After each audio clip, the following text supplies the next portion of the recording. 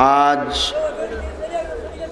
এই দিনই বৈঠকে এখন আমার বক্তব্যের বিষয় আখিরাত, কিয়ামত। কিয়ামত সম্পর্কে এক গুরুত্বপূর্ণ তথ্যবহুল সংক্ষিপ্ত বিবরণের চেষ্টা করব ইনশাআল্লাহ। হে উপস্থিত দ্বীনি বৈঠকের দ্বীনি মুসলিম ভাই, আমরা বিগত রাত্রে বক্তব্যে অবগত হচ্ছিলাম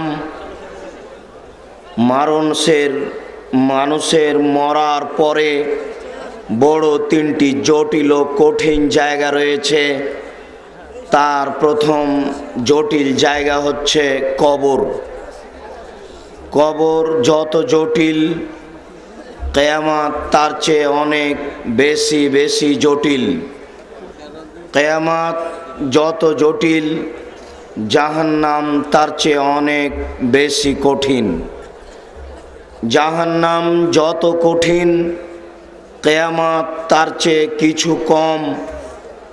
কিয়ামত যত কঠিন, কবর তার চেয়ে কিছু কম হতে পারে। শুনুন, আল্লাহর নবী বলেন, মানুষের নিকটে রয়েছে তিনটি সঞ্চিত সম্পদ। বলছিলাম, মানুষের কাছে আল্লাহর পক্ষ থেকে তিনটি সঞ্চিত সম্পদ রয়েছে। তার একটি সঞ্চিত সম্পদ হচ্ছে লিসানুন যাকির, ওই জিহ্বা, যে জিহ্বা আল্লাহকে ডাকতে পারে।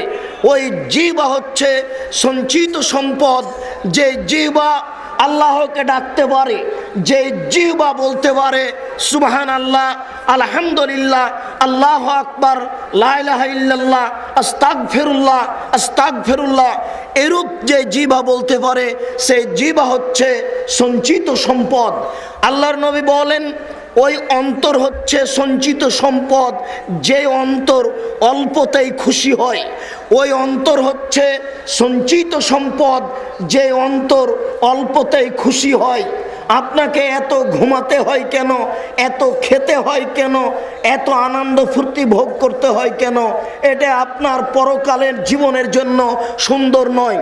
আল্লাহর নবী বলেন, ওই স্ত্রী সঞ্চিত সম্পদ, যে স্ত্রী মানুষকে, তার স্বামীকে দিনের ওপরে সহযোগিতা করতে পারে। ওই স্ত্রী সঞ্চিত সম্পদ, যে স্ত্রী তার স্বামীকে দিনের ওপরে সহযোগিতা করতে পারে। ওই স্ত্রী সঞ্চিত সম্পদ, যে স্ত্রী তার স্বামীকে দিনের ব্যাপারে সহযোগিতা করতে পারে। নামাজের সলাতের সময় হলে আজ নামাজ পড়ার জন্য, সলাত আদায় করার জন্য অনুরোধ করে। যে কোনো ভুল ত্রুটি দেখলে স্বামী ওইদিকে তাকে বিরত রাখার জন্য পরামর্শ দেয়। এ হচ্ছে সঞ্চিত সম্পদ। আমি বলছিলাম, আপনার মুখখান আল্লাহর পক্ষ থেকে একটা সঞ্চিত সম্পদ, একে আপনি মূল্যায়ন করুন। আব্দুল্লাহ ইবনে আব্বাস রাদিয়াল্লাহু তাআলা আনহু বলেন, নেমাতান মাকবুনুন ফীহিমা কাসীর মিনান নাস। আল্লাহর পক্ষ থেকে মানুষের উপরে দুইটি অনুগ্রহ আছে, এই অনুগ্রহকে মানুষ মূল্যায়ন করে না। আল্লাহর পক্ষ থেকে মানুষের উপরে দুইটি অনুগ্রহ আছে, এই অনুগ্রহকে মানুষ মূল্যায়ন করে না।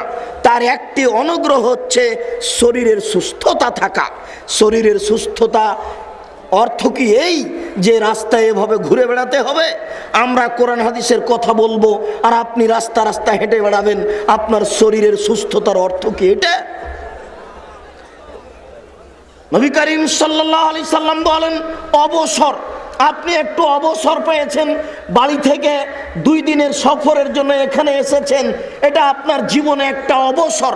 আল্লাহ তাআলা বলছেন, ফাইদা ফারাগতা ফানসাব ওয়া ইলা রাব্বিকা ফারগাব। মুহাম্মদ সাল্লাল্লাহু আলাইহি সাল্লাম, যখনই আপনি অবসর পাবেন, তখনই আপনি ইবাদত বান্দিকে লেগে পড়ুন। আপনি এসেছেন এখানে ইবাদতের জন্য, আর সারা দিন বাজার ঘুরে বেড়াচ্ছেন, রাস্তা রাস্তা ঘুরে বেড়াচ্ছেন। ধর্মকে পাগল পেয়েছেন নাকি? মহান আল্লাহ বলেন, ফাইদা ফারাগতা ফানসাব, যখন আপনি অবসর পাবেন তখনই আপনি আল্লাহর ইবাদতে ব্যস্ত হন। সুবহানাল্লাহ বলুন, আলহামদুলিল্লাহ বলুন, আল্লাহু আকবার বলুন, লা ইলাহা ইল্লাল্লাহ বলুন। আর আপনারা এই 2 দিনের অবসর নিয়ে এসে কেউ আছেন ঘুমিয়ে, কেউ আছেন রাস্তায়, কেউ আছেন হোটেলে। এটা আমার বুঝে আসে না। এগুলো নয়, এইভাবে আল্লাহকে সন্তুষ্ট করা যাবে না। এটা ভুল পরিকল্পনা। নবী করিম সাল্লাল্লাহু আলাইহি সাল্লাম বলেছেন, সবচেয়ে অপছন্দ জিনিস ওটাই যেটা মানুষ পেটে রাখে। সবচেয়ে অপছন্দ জিনিস ওটাই যেটা মানুষ পেটে রাখে। সবচেয়ে খারাপ জিনিস ওটাই যেটা মানুষ পেটে রাখে। মানুষকে যদি খেতেই হয় তাহলে 3 ভাগের 1 ভাগ হিসাব করে খেতে হবে। 1 ভাগ খালি থাকবে, 1 ভাগ পানির জন্য থাকবে, 1 ভাগ খাওয়ার জন্য থাকবে। দেখছি শুধু সারা দিনই বাজারে হোটেলে বসে আছেন। এটা হয়? দেখেন, শ্বাস বন্ধ হলে পাপ ঠেকানো যাবে না। হাত থেকে ঢেল ছুটে গেলে যেমন ঢেল ধরা যায় না, শ্বাস বন্ধ হয়ে গেলে তেমন পাপকে ঠেকানো যাবে না। অতএব শ্বাস বন্ধ হওয়ার পূর্বেই পাপ ঠেকানোর চেষ্টা করুন। আদম আলাইহিস সালাম সামান্য ভুল করেছিলেন। আল্লাহ বললেন, ওই যে গাছে ফল খাবে না। জান্নাতে হারাম ফল আছে এ কথা নয়, গাছের ফল হারাম এটাও নয়। আসলে আল্লাহ দেখছেন আদম আমাকে মানেন কিনা, তাই আল্লাহ বললেন গাছের ফল খেও না। চট করে ইবলিস এসে বলছে, আমি খুব ভালো মানুষ, আমি আপনার সহযোগী, আপনি আমার উপদেশ শুনুন, আপনি ফল খান, আপনার জন্য ভালো হবে। ইবলিসের এই অত্যাচারে স্বামী স্ত্রী পরামর্শ করতে করতে এক পর্যায়ে ফল খেয়ে ফেলেছে। যখন ফল খেয়ে ফেলেছেন আল্লাহ বললেন, এই যে ভুল হয়ে গেল। এই যে ভুল বুঝতে পেরে, এই যে আদম আলাইহিস সালাম ভুল বুঝতে পেরে বলতে লাগলেন, রব্বানা যালামনা আনফুসানা ওয়া ইল্লাম তাগফির লানা ওয়া তারহামনা লানাকুনান্না মিনাল খাসিরিন। প্রতিপালক, আমরা 2 জন স্বামী স্ত্রী ভুল করেছি, অন্যায় করেছি, অপরাধ করেছি। তুমি দয়া করো, তুমি ক্ষমা করো। তুমি যদি দয়া না করো, তুমি যদি ক্ষমা না করো, তাহলে আমরা ক্ষতিগ্রস্তের অন্তর্ভুক্ত হব। আদম আলাইহিস সালাম মরা পর্যন্ত এই দোয়া বলতে থাকলেন, মরা পর্যন্ত। একজন নবী এইভাবে মরা পর্যন্ত এ দোয়া বলার পরেও কিয়ামতের কাঠগড়াতে নিশ্চিত নন যে আমার ক্ষমা হলো কিনা।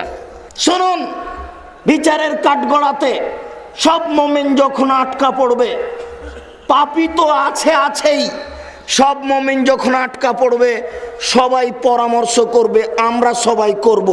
পরামর্শ করে বলবো কি করা যায়, চলো যায় আদম আলাইহিস সালামের কাছে। সবাই গিয়ে বলবেন যে আপনি আদম, আল্লাহ আপনাকে নিজ হাতে সৃষ্টি করেছেন, আল্লাহ আপনাকে জান্নাতে রেখেছেন, আল্লাহ আপনাকে ফেরেশতা দিয়ে সিজদা করিয়েছেন।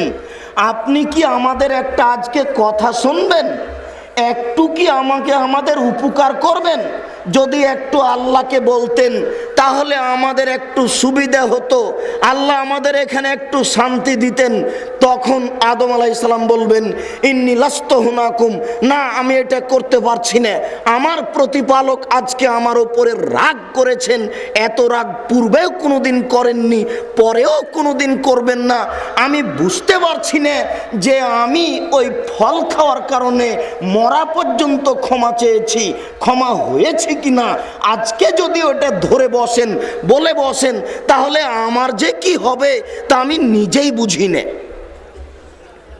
কাজে আমি তোমাদের জন্য কোনো কাজ করতে পারবো না। দেখেন, সবার পিতা কত সম্মানী মানুষ, এরপরেও নিশ্চিত নন। শুনুন, মহান আল্লাহ বলেন, অনাহশুরুহুম ইয়াউমাল কিয়ামাহ আলা ওয়াজুহিহিম, বিচারের কাঠগড়াতে আমি অপরাধীদের উল্টা করে একত্রিত করব।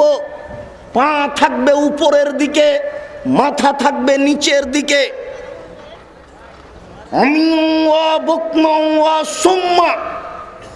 বধির করে, অন্ধ করে, বোবা করে, বিচারের কাঠগড়াতে একত্রিত করব। বিষয়টি ভাবুন, আল্লাহ মানুষের প্রতি কিয়ামতের মাঠে কত অসন্তুষ্ট থাকবেন। আল্লাহ বলছেন, আমি তাদেরকে উল্টা করে বিচারের কাঠগড়াতে একত্রিত করব, বধির করে, বোবা করে, অন্ধ করে, চোখে দেখবে না, কানে শুনবে না। এরপরে আল্লাহ তাআলা বলছেন, মাওয়াহু জাহান্নাম, তাদের থাকার জায়গা করব জাহান্নাম। কুল্লামা খাবাত জিদনাহুম সাইরা, তাদের উপরে জাহান্নামের আগুন যদি নিস্তেজ হয়ে যায়, তাহলে যতবার নিস্তেজ হবে ততবার আমি জাহান্নামের আগুনকে সতেজ করে তুলব। বোঝা যাচ্ছে জাহান্নামের আগুন সময়ে সময়ে নিচে চলে যাবে, কমে যাবে।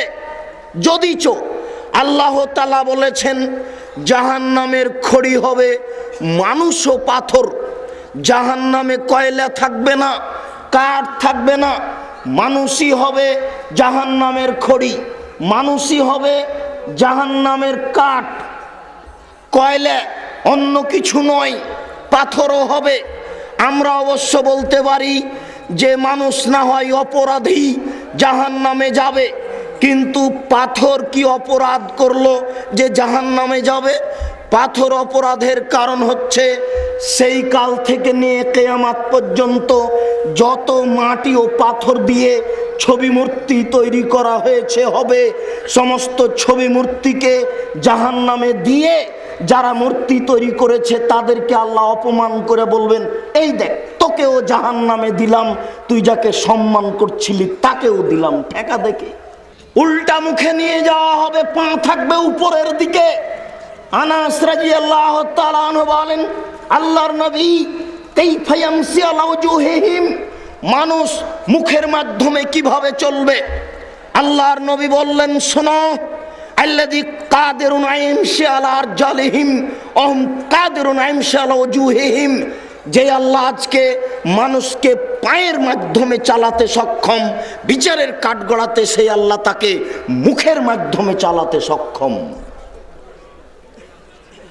যে আল্লাহ আজকে পৃথিবীতে মানুষকে পা দিয়ে চলাচল করার সুযোগ দিয়েছেন, যে আল্লাহ আজকে পা দিয়ে চলাচল করার ক্ষমতা দিয়েছেন, সে আল্লাহ বিচারের কাঠগড়াতে মানুষকে মুখের মাধ্যমে চলার ক্ষমতা দিবেন। আল্লাহর নবী একথাও বলছেন, বিচারের কাঠগড়াতে মুখের মাধ্যমে চলার সময়তে যদি কোনো জায়গা উঁচু নিচু হয়, কাঁটাখড়ি আছে, এটা যদি হয়, তাহলে মুখ দিয়ে সেখান থেকে বাঁচার চেষ্টা করে, লাফ দিয়ে পার হয়ে বা যে কোনো ভিত্তিতে বেঁচে বেঁচে চলার চেষ্টা করবে, মুখ দিয়ে চলবে।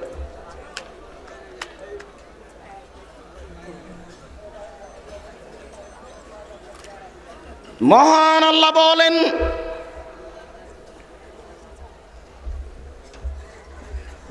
আল কারিয়া, মহা দুর্ঘটনা। মাল কারিয়া, মহা দুর্ঘটনা কি? আমাদরা কামাল কারিয়া, হে মোহাম্মদ সাল্লাল্লাহু আলাইহি সাল্লাম, আপনি কি বলতে পারেন মহা দুর্ঘটনা কি? ইয়াউমা ইয়াকুনুন নাসু কাল ফারাশিল মাবসুস, মহা দুর্ঘটনা বলতে এমন একদিন, যেদিন মানুষ হয়ে যাবে কীট পতঙ্গের নেই। কীট পতঙ্গ যেমন আগুনের উপরে এসে লাফ দিয়ে পড়ে বিবেকহীন অবস্থায়, মানুষের অবস্থা হবে তাই।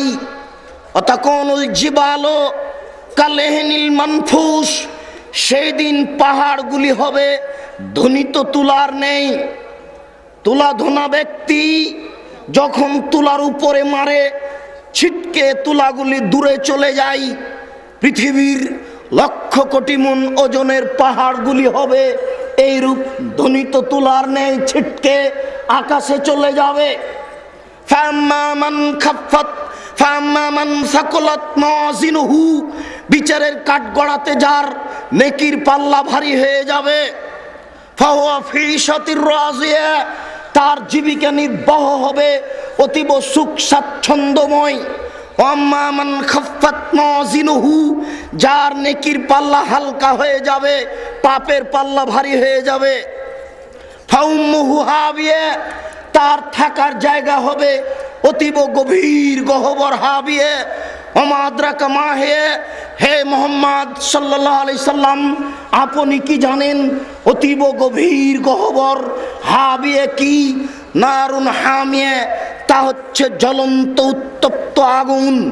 মহান আল্লাহ বলেন, ইযা যুলজিলাতিল আরযু জিলজালাহা, শামসু কুব্বিরাত, যেই দিন সূর্যকে আলোহীন করে দেওয়া হবে। ওয়াইদান নুজুমুন কাদারাত, যেই দিন তারকাগুলিকে ছিন্ন ভিন্ন করে, টুকরা টুকরা করে, খান খান করে আলোহীন করে দেওয়া হবে। ওয়াইজাল জিবাল সুইরাত, যেই দিন পৃথিবীর সাগরের পাহাড় সমূহকে আকাশে চলমান করে দেওয়া হবে। ওয়াইদাল ইশার উত্তেলাত, যেই দিন 10 মাসের পেট পূর্ণ উটনিগুলিকে ছেড়ে দেওয়া হবে। এই বাক্য আরবদের লক্ষ্য করে বলা হয়েছে। কিয়ামত যেদিন সংঘটিত হবে, সেই দিন মানুষ তার প্রিয় বস্তুকে ছেড়ে দিবে। সৌদি আরবের লোকের প্রিয় বস্তু হচ্ছে ওই উটনি, যেই উটনির পেটে বাচ্চা আছে, এটাই তাদের সবচেয়ে দামি বস্তু। বাংলাদেশের জন্য হতে পারে তার ব্যবসা বাণিজ্য, হতে পারে তার ব্যাংকিং কিছু, যেটাকে সে জীবনে আর্থিক হিসেবে সবচেয়ে ভালোবাসে। মহান আল্লাহ বলেন, ওয়াইদাল ইশার উত্তেলাত, যেই দিন মানুষ তার 10 মাসের পেট পূর্ণ উটনিগুলিকে ছেড়ে দিবে, প্রয়োজন মনে করবে না। ওয়াইজাল ওহুশরাত, যেই দিন বিচারের কাঠগড়াতে সব প্রাণীকে একত্রিত করা হবে। ওয়াইদান নুফুস যুব্বেজাত, যেই দিন আত্মাসমূহকে দেহের সাথে জড়িয়ে দেওয়া হবে, সমস্ত আত্মাকে দেহের সাথে জড়িয়ে দেওয়া হবে। সেই দিন অবস্থা কি হতে পারে? ওয়াইজাল মাউউদাতু সুইলাত বিআইয়িযামবিন কুতিলাত ওয়াইজাল বিহারু ফুজ্জিরাত, যেই দিন সমুদ্রে আগুন লেগে যাবে। সমুদ্রে আটলান্টিক মহাসাগরে, ভারত মহাসাগরে, আরব মহাসাগরে আগুন লেগে যাবে। নিচে থেকে আগুন বের হবে, আগুন লেগে সমস্ত সমুদ্রের পানি শেষ হয়ে যাবে। আশ্চর্য, এসব কোরআনের আয়াতের বাস্তব ব্যাখ্যা আপনাকে দেওয়া খুব কঠিন আছে। শুনুন, ওয়াইজাল মাউউদাতু সুইলাত, যেদিন জীবিত পুঁতে দেওয়া বাচ্চাকে জিজ্ঞাসা করা হবে, বলো তো বাচ্চা, তোমাকে কোন অপরাধে হত্যা করা হয়েছে? আল্লাহর নবী বলেছেন, আল আজলো আল ওয়াইদুল খাফিয়া, সন্তান নিব না বলে সুখী সংসারের আশায়, সন্তান নিব না বলে সুখী সংসারের আশায় যত পথ পন্থা অবলম্বন করা হয়েছে, এই শুক্রকীটকে বিচারের কাঠগড়াতে বলা হবে, বলো তো শুক্রকীট, তোমার পিতামাতা তোমাকে কেন নষ্ট করেছে? কোন অপরাধ করেছিলে তুমি? যেই বাচ্চাকে জীবিত মাটিতে পুঁতে দেওয়া হয়েছে, সেই বাচ্চাকে বিচারের কাঠগড়াতে জিজ্ঞাসা করা হবে, বলো তো বাচ্চা, তোমার পিতামাতা তোমাকে কোন অপরাধে মাটিতে পুঁতে দিয়েছে? এটা বাস্তব। এক সময় মানুষ তার মেয়েকে মাটিতে পুঁতে দিত। তাই আল্লাহ তাআলা বলেন, ওয়াইদা বুশশিরা আহাদুহুম বিল উনসা যাল্লা ওয়াজহুহু মুসআদ্দান ওয়া হুয়া কাযীম ইয়াতাওয়ারা মিনাল কওমি মিন সুই মা বুশশিরা বিহি আয়ুমসিকুহু আলা হুনিন আম ইয়াদুসসুহু ফিত তুরাব। যেদিন পিতাকে বলা হতো তোমার মেয়ে সন্তান জন্ম নিয়েছে, বলার সাথে সাথে পিতার মুখখান কালো হয়ে যেত। সে চিন্তা করত, কি করি? মানুষ সমাজে যেত না, লুকিয়ে থাকতো, লজ্জা করত যে মেয়ে যদি রেখে দিই অপমান সুনিশ্চিত, মেয়ে যদি রেখে দিই অপমান সুনিশ্চিত, বড় হবে বের হয়ে যাবে, আমাকে অপমান হতে হবে, অনেক ঝামেলা আমার উপরে চেপে আসবে। আর যদি মাটিতে পুঁতে দিই তাহলে বালাই চলে গেল। মানুষ মেয়েদেরকে মাটিতে পুঁতে দিত, মূল্যায়ন করত না। নারীদের দাম সেই কাল থেকেই মানুষে দেয়নি, মুসলমান দিয়েছে, আল্লাহর নবী দিয়েছেন। হিন্দুরা আজও নারীদের দাম দেয় না। হিন্দু মেয়েরা বিবাহের পরে পিতার জমি আজকেও পায় না। সেই কালে মানুষ মেয়েদের দাম দিত না। এই কালে হিন্দুরা মেয়েদের দাম দেয় না, ইহুদি খ্রিস্টান কোনোদিনই নারীদের দাম দেয়নি, আজও দেয় না। যদি কোনো ইহুদি মেয়ের, যদি কোনো খ্রিস্টান মেয়ের ঋতু হয়, তাহলে তার স্বামীরা বলে, ছি ছি ছি, তুমি পচে গেছো, তুমি বাড়ির পিছন দিকে থাকো, তুমি বিছনায় স্পর্শ করো না, তুমি পাতিল স্পর্শ করো না, তুমি প্লেট স্পর্শ করো না। তাহলে তারা নারীদেরকে ঘৃণা করে, হিন্দু নারীদের ঘৃণা করে, ইহুদি নারীদের ঘৃণা করে, খ্রিস্টান নারীদের ঘৃণা করে। আর অতীতের লোকেরা নারীকে জীবিত মাটিতে পুঁতে দিত। পক্ষান্তরে নবী করিম সাল্লাল্লাহু আলাইহি সাল্লাম নারীদের মান দিয়েছেন। দেখুন, আয়েশা রাদিয়াল্লাহু তাআলা আনহা বলছেন যে আল্লাহর নবী আমার উরু, আমার রানের ওপরে মাথা রেখে কোরআন তেলাওয়াত করছেন, তখন আমি ঋতুবতী। এই বাক্য আপনাকে আমি কি দিয়ে বুঝাই? ইহুদি খ্রিস্টান বলছে ঋতু হলে ও নাপাক হয়ে গেছে, ওকে বাড়ির বাইরে রেখে আসতে হবে, ও পচে গেছে, ও নষ্ট হয়ে গেছে। আর আয়েশা রাদিয়াল্লাহু তাআলা আনহা বলছেন যে আল্লাহর নবী আমার উরু রানের ওপরে মাথা রেখে কোরআন তেলাওয়াত করেন, তখন আমি ঋতুবতী। আয়েশা রাদিয়াল্লাহু তাআলা আনহা বলেন যে আমি গিলাসে পানি পান করে কিছু পানি রেখেছি, নবীর হাতে দিয়েছি, তিনি গিলাসটা নিয়ে ফাওয়াজা ফাহু ফিমোজে ফিয়ে, যেখানে আমি মুখ লাগিয়ে পানি পান করেছি সেখানে তিনি মুখ লাগিয়ে পানি পান করেন, তখন আমি ঋতুবতী। আয়েশা রাদিয়াল্লাহু তাআলা আনহা বলেন এখন গোশতের টুকরা মুখে নিয়ে ছিঁড়ে খেয়ে নবীর হাতে দিয়েছি, আল্লাহর নবী গোশতের টুকরার ওখানে মুখ লাগিয়েছেন যেখানে আমি মুখ লাগিয়ে গোশত ছিঁড়ে খেয়েছি, তখন আমি ঋতুবতী। দেখেন তো আল্লাহর নবী নারীদের কত দাম দিয়েছে। এই বোকা শ্রেণীর 3 নাম্বার মহিলারা বলছে যে সম অধিকার দিতে হবে, ইসলাম আমাদের মূল্যায়ন করেন। বলছিলাম হে উপস্থিত বৈঠকের দ্বীনি মুসলিম ভাই বোন, ওয়াইদাল মুউদাতু সুয়ালাত বিআইয়ি যামবিন কুতিলাত, প্রত্যেক যেই ছেলে মেয়েকে জীবিত পুঁতে দেওয়া হয়েছে, এইভাবে সুখী সংসারের আশায় নষ্ট করে দেওয়া হয়েছে, এই বিষয়ে তাকে জিজ্ঞাসা করা হবে, বলো তো কোন অপরাধে তোমার পিতামাতা তোমাকে হত্যা করেছে? বড় বিপদ ঘনিয়ে আসছে। মহান আল্লাহ বলেন এযাস সামাউন ফাতারাত, যেদিন আকাশ ফেটে চৌচির হয়ে যাবে, ওয়াইদাল কাওয়াকিবুন তাসারাত, যেই দিন তারকাগুলি ছিটকে বিক্ষিপ্ত হয়ে উল্টে পড়ে যাবে, ওয়াইদাল কবুর বুসিরাত, যেই দিন কবরগুলিকে খুলে দেওয়া হবে, কবর থেকে সব মানুষ বের হয়ে যাবে, সেই দিন মানুষের পরিস্থিতি কি হতে পারে? আমি আপনাকে কিয়ামতের বাস্তব রূপ দেখাতে আসলেই অক্ষম, তবু আমি যতটুকু পারি আমি সামান্য পেশ করে আপনাকে আমি কিয়ামতের বাস্তব রূপ দেখানোর চেষ্টা করছি। মহান আল্লাহ বলেন ইয়াউমা তারাউনাহা তাজহালু কুল্লু মুরজিয়াতিন আম্মা আরজাত, সেই দিন তুমি দেখবে নারীদেরকে যারা তাদের বাচ্চাকে দুধ পান করাচ্ছিল, দুধ পান করানো বাচ্চা থেকে ভুলে যাবে, কখন তার দুধের বাচ্চা কোল থেকে পড়ে যাবে সে বুঝতে পারবে না। কিয়ামতের কাঠগড়া কত কঠিন, কি দিয়ে বুঝাই? মহান আল্লাহ বলেন যেসব মহিলার পেটে বাচ্চা আছে, তাজাও কুল্লু জাতে হামলিন হামলাহা, যেসব মহিলার পেটে বাচ্চা আছে কখন তার বাচ্চা প্রসব হয়ে যাবে সে নিজেই বুঝতে পারবে না। নারীদের জীবনে বড় জটিল কঠিন একটা কাজ হচ্ছে সন্তান প্রসব করানো। সন্তান প্রসব করা একটা কঠিন কাজ, বড় কষ্টের কাজ। এরপরেও কিয়ামতের জটিলতার কারণে সে বুঝতে পারবে না কখন তার বাচ্চা প্রসব হয়ে যাবে। সত্যিকারই কিয়ামত বড় জটিল। কিয়ামতের বাস্তবতা আপনাকে দেখানোর জন্য আমি সর্বপ্রথম দেখাই ইব্রাহিম এবং তার পিতা বাপ বেটার সামনাসামনি আলোচনা। আমার দিকে লক্ষ্য করুন, যে যেখানে আছেন চলাচল গতি বন্ধ করে খেয়াল করুন। আবু হুরায়রা রাদিয়াল্লাহু তাআলা আনহু বলেন লাকিয়া ইব্রাহিম আবাহু আজার, বিচারের কাঠগড়াতে ইব্রাহিম আলাইহিস সালাম তার পিতার সাথে সাক্ষাৎ করবেন, বাপ বেটা মুখামুখি হয়ে যাবেন। ওয়ালা ওয়াজহি আজার কাতারাতুন গাবারাতুন, ওই সময়তে আজরের মুখখান থাকবে মলিন, দেখে মনে হবে যেন ধুলো লেগে আছে, মুখখান মলিন হয়ে আছে। বিচারের কাঠগড়াতে ইব্রাহিম আলাইহিস সালাম বলবেন আলিয়া আলাম আকুল্লাক আল্লাহ তাসিনি, আব্বা আপনাকে আমি বলেছিলাম আপনি আমার নাফরমানি করিয়েন না, আব্বা আপনাকে আমি বলেছিলাম আপনি আমার নাফরমানি করিয়েন না, আব্বা আপনাকে বলেছিলাম আপনি আমার নাফরমানি করিয়েন না, আপনি আমাকে মানেননি।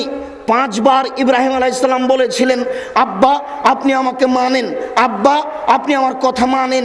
5 বার বলার পরে আজর বলেছিল, এই শোন, লাইল্লাম তানতাহে লানার জুমান্নাকা, তুই যদি এইভাবে আমাকে বলা থেকে বিরত না থাকিস তাহলে তোকে পাথর দিয়ে পিটাবো।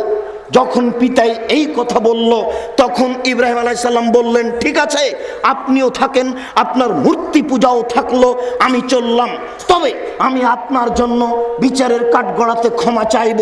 আজ বাপ বেটা সামনাসামনি, ছেলে বলছেন আব্বা আপনাকে বলেছিলাম আপনি আমার কথা মানুন, আমাকে উপেক্ষা করিয়েন না।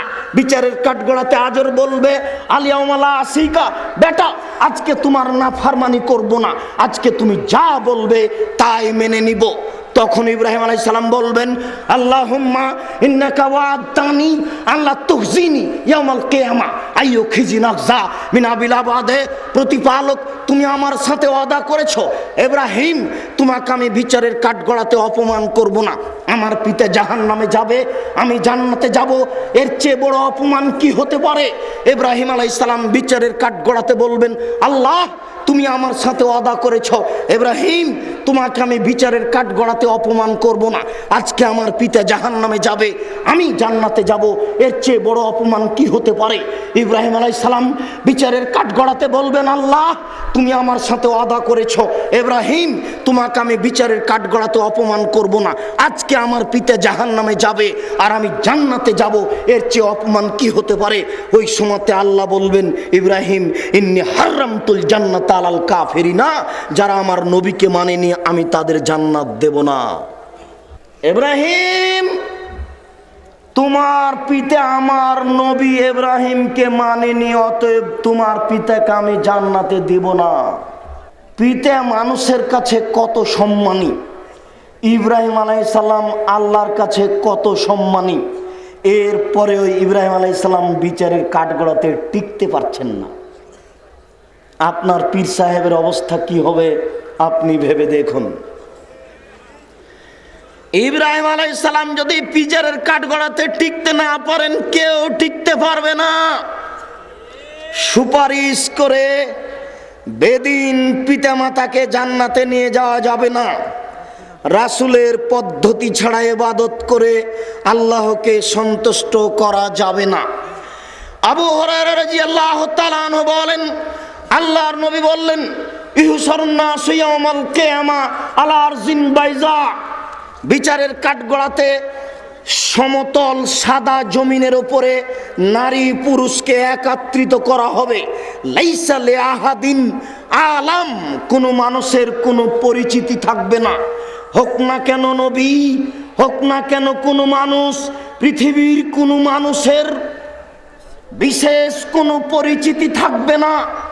আল্লাহর নবী বলেন ইহসারুন নাসু ইয়াউমাল কিয়ামা হুফাতান ওরাতান গোরলান, বিচারের কাঠগড়াতে নারী পুরুষকে একত্রিত করা হবে উলঙ্গ করে, কারো পরনে কাপড় থাকবে না, কারো খাতনা দেওয়া থাকবে না, মুসলমানি দেওয়া থাকবে না, কারো পায়ে জুতা থাকবে না, খালি পায়ে খাতনাবিহীন নগ্ন করে বিচারের কাঠগড়াতে একত্রিত করা হবে।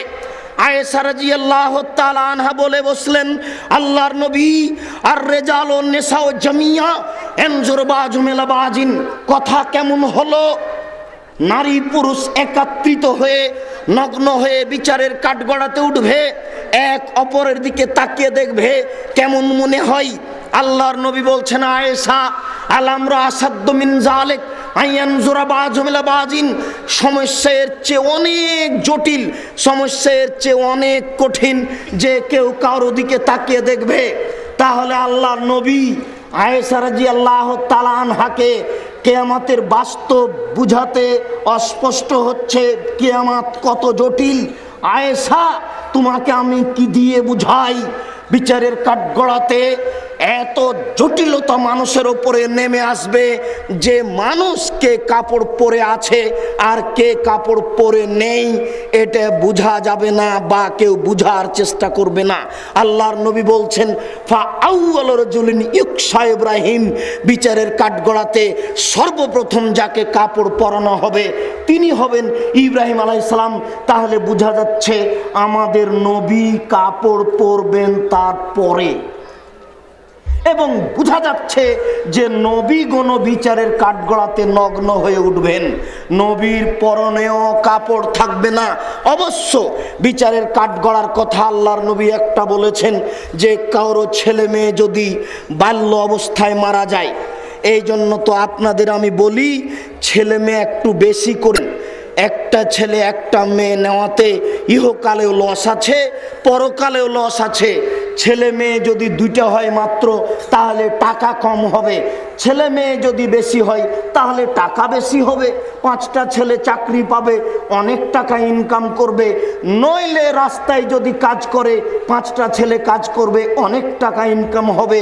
ছেলে মেয়ে বেশি হলে টাকা বেশি হবে, প্রযুক্তি বেশি হবে, দুনিয়া উপার্জনের কলা কৌশল বেশি হবে। তাহলে ছেলে মেয়ে বেশি হলে টাকা বেশি হলো, বিচারের কাঠগড়াতে কি লাভ আছে? আল্লাহর নবী বলছেন যে সব ছেলে মেয়ে যুবক হওয়ার আগে মারা গেছে, ওরা বিচারের কাঠগড়াতে পিতার মায়ের কাপড় ধরে নিয়ে বলবে আল্লাহ তুমি আমার পিতা মাতাকে আগে জান্নাতে দাও তারপরে আমি, আল্লাহ তুমি আমার পিতা মাতাকে আগে জান্নাতে দাও তারপরে আমি। এই যে বোঝা যাচ্ছে যে পিতা মাতার পরনে কাপড় থাকবে, তাহলে মানুষকেও এক পর্যায়ে কাপড় পরানো হবে। এখানে যেটা আপনাকে আমি বললাম সেটা হচ্ছে এই ছেলে মেয়ে যদি আপনার 2টা হয় মাত্র, তাহলে কয়টা মরে আর কয়টা থাকে? আপনাকে যদি জিজ্ঞাসা করি আপনারা কয় ভাই বোন, তাহলে বলবেন 10-12 ভাই বোন, 2-4টা মারা গেছে, 5-6 জন আছি, এ কথা বলবেন। আর যদি বলি আপনার ছেলে মেয়ে কয়টা, তাহলে বলবেন 1 ছেলে 1 মেয়ে। এরপরেও আপনার স্ত্রী ফকিরকে ভিক্ষা দিতে পারে না। আমি যদি মেহমান যাই তাহলে আপনার স্ত্রী নাক সিটকানি দেয়, কি করে রান্না করি, এগুলো ঝামেলা। আপনার স্ত্রী একটা মেয়ের একটা ছেলের ঝামেলা বহন করতে পারে না, অথচ আপনার মা ঢেঁকিতে ধান ভেঙে ভাত রান্না করত। আপনারা ছিলেন 10-12 ভাই বোন, এরপরে আপনার পিতা রাস্তা থেকে 2 জন মিসকিন ফকির ধরে নিয়ে এসেছে, আর বাড়িতে আছে 7 জন কিষান কামলা। কই আপনার মায়ের কাছে এটা ভারী হয়নি তো? এরপরে আপনার মা আজও ভালোভাবে চলতে পারে, আর আপনার স্ত্রীর একটা আর একটা ছেলের একটা মেয়ে নেওয়ার পরে শুধু খালি মাজায় ব্যথা, পেটে ব্যথা, এই সেই, তার ব্যথার কোনো নাই শেষ। ভুল পদ্ধতিতে চললে যা হয়, বলছিলাম মেকদাদ ইবনে মাদি কারাব রাদিয়াল্লাহু তাআলা আনহু বলেন তুদনা শামসু ইয়াউমাল কিয়ামা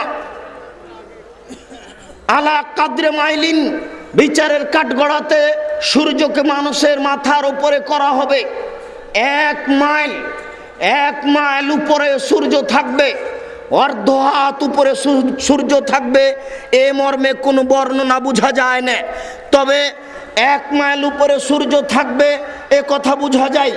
আল্লাহর নবী বলছেন একুনুন নাস ইয়াউমাল কিয়ামা ফিল আরাকে আলা কাদরি আমালিহিম, মানুষ বিচারের কাঠগড়াতে তার ঘামের মধ্যে থাকবে পাপ অনুযায়ী।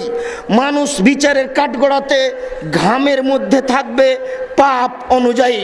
অমিনহুম মায়াকুনু ইলা কাবাইহি, কারো ঘাম হবে পায়ের টাকনু পর্যন্ত। অমিনহুম মায়াকুনু ইলা রুকবাতাইহি, কারো ঘাম হবে হাঁটু পর্যন্ত। অমিনহুম মায়াকুনু ইলা হাকওয়াইহি, কারো ঘাম হবে এই আপনার কোমর পর্যন্ত। অমিনহুম মায়াকুনু ইলা কুকাতেহি, আর কারো ঘাম হবে এই কান পর্যন্ত, নাক পর্যন্ত। তাহলে মানুষের শরীর থেকে ঘাম বের হয়ে, হাদিস তো বুখারী মুসলিমের, শরীর থেকে ঘাম বের হয়ে কান পর্যন্ত ঘাম হয়ে যাবে। আপনাকে আমি কি দিয়ে বুঝাই বিচারের কাঠগড়া কত জটিল। কিভাবে বললে আপনাকে আমি বুঝাতে পারবো, কি ভাষায় বললে আপনাকে আমি আগ্রহী করতে পারবো, আমি এটা বুঝতে পারছি না। তবু আমি আপনাকে বলার চেষ্টা করছি, যদি আপনি কিছু আগে আসেন, যদি আপনার অন্তরে ভয় আসে, তাহলেই হয়তোবা আপনি কিয়ামতকে ভয় করে আল্লাহকে ডাকতে পারবেন। আবু হুরায়রা রাদিয়াল্লাহু তাআলা আনহু বলেন, আল্লাহর নবী বলেছেন, ইহশারুন নাসু ইয়াউমাল কিয়ামা আলা সালাসে তারায়েক, বিচারের কাঠগড়াতে নারী পুরুষকে তিনটি পদ্ধতিতে একত্রিত করা হবে।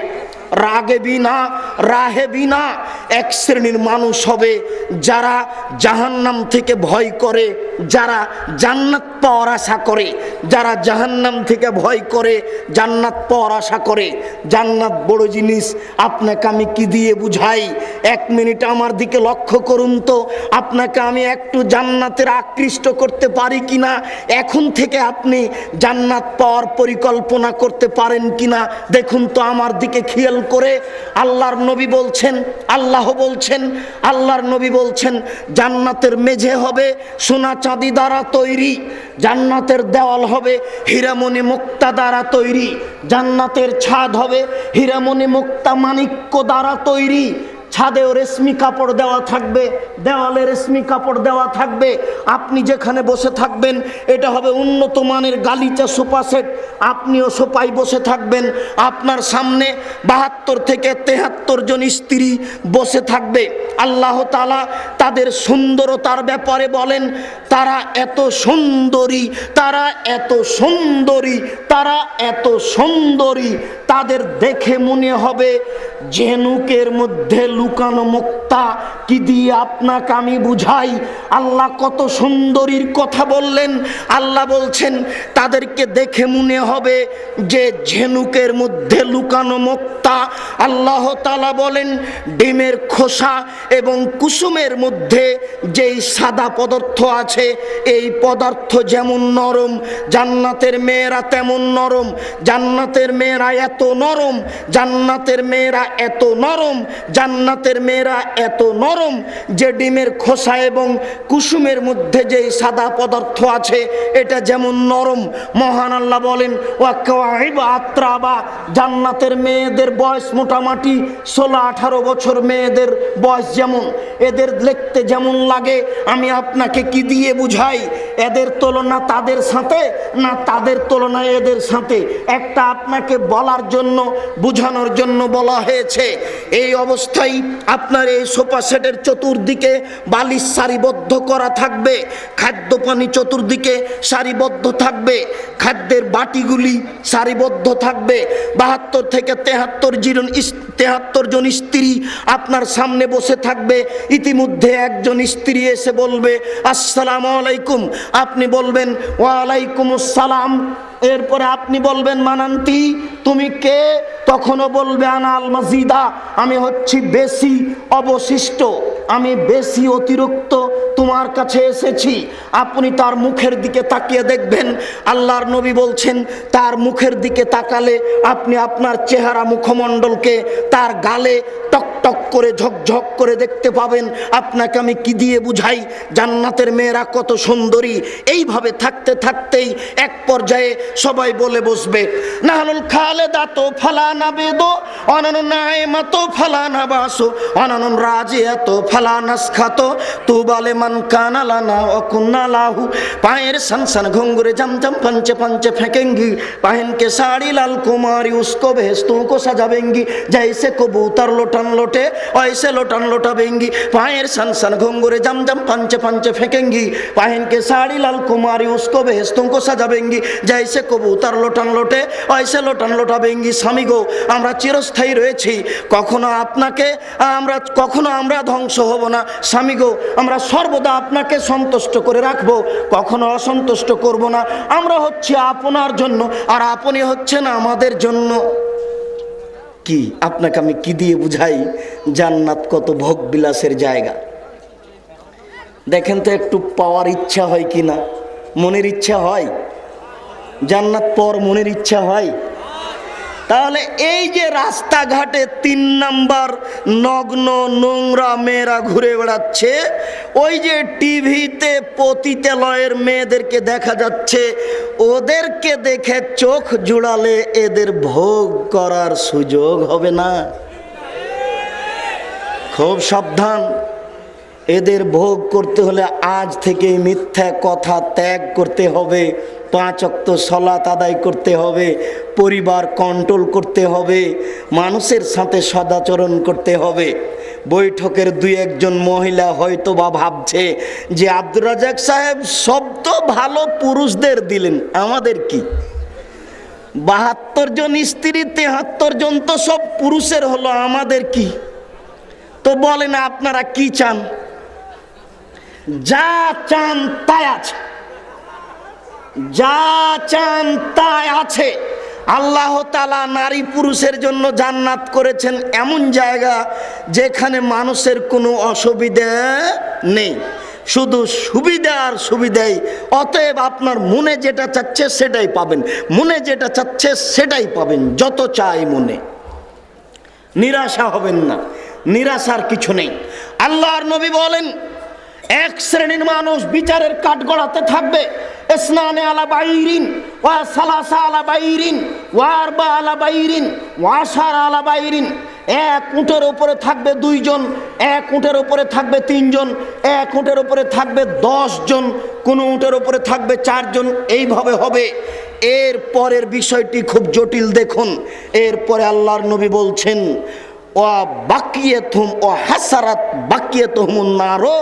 বাকিগুলিকে জাহান্নাম ঘেরে নিবে। বুঝুন তো আবারও, এক শ্রেণীর মানুষ জান্নাতের আগ্রহী আর জাহান্নামের অনাগ্রহী। এরা ভালো মানুষ, এরা গেল, এরা সবচেয়ে উত্তম। এরপরে যারা মধ্যম, তারা কেউ 2 জন থাকবে এক উটে, 3 জন থাকবে এক উটে, 4 জন থাকবে এক উটে, 10 জন থাকবে এক উটে। তাহলে বোঝা যাচ্ছে বিচারের কাঠগড়াতে উট থাকবে। এরপরে আল্লাহর নবী বলছেন, বাকিগুলিকে আগুন ঘেরে নিবে। তাকিল আইনামা কালু, যেখানে তারা দুপুরের সময় কাটাবে, আগুন তাদের চতুর্দিকে সময় কাটাবে। বাতু তাবিতু হাইসুমা বাতু, যেখানে তারা রাত অতিবাহিত করবে, আগুন তাদের চতুর্দিক ঘেরে সময় কাটাবে। যেখানে সকাল করবে, আগুন তাদের চতুর্দিক ঘেরে থাকবে। যেখানে বিকেল করবে, আগুন তাদের চতুর্দিক ঘেরে থাকবে। তাহলে বোঝা যাচ্ছে বিচারের কাঠগড়াতে যারা অপরাধী তাদেরকে আগুন ঘেরে থাকবে। শুনুন, বিচারের মাঠ বড় জটিল, বিচারের মাঠ বড় কঠিন। বিচারের মাঠে মানুষ অন্ধকার অবস্থায়, খুব অন্ধকার অবস্থায় থাকবে, মনে হবে যেন একেবারে অন্ধকার রাত। আবার মানুষ দৌড়িয়ে আদম আলাইহিস সালামের কাছে যাবে। কোনো সময় মানুষকে কাপড় পরানো হবে, কোনো সময় মানুষ আল্লাহর সামনাসামনি মুখামুখি কথা বলবে।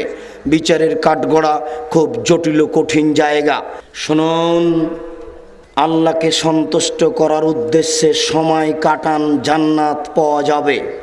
কিয়ামতকে ভয় করেন, কবরকে ভয় করেন, একাই কেঁদে আল্লাহকে সন্তুষ্ট করার চেষ্টা করুন।